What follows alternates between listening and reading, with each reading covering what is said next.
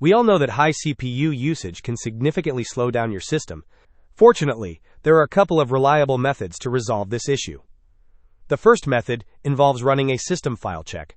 To begin, open your Windows search bar and type command prompt.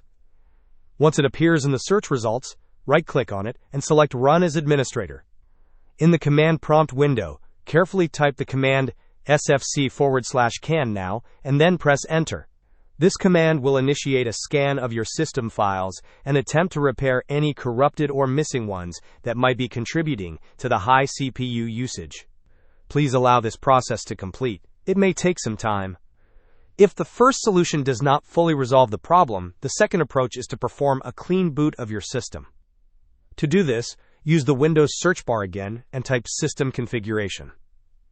Open the System Configuration utility. Within this window, navigate to the Services tab. Here, you will find an option to hide all Microsoft services.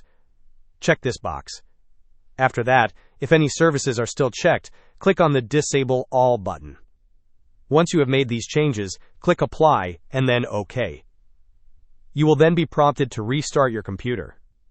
Performing a clean boot starts Windows with a minimal set of drivers and startup programs, which can help pinpoint if a background service is causing the WSAPX high CPU usage. Hope this was helpful. Don't forget to like and subscribe if you enjoyed. As always, thanks for watching, and I will see you in the next video.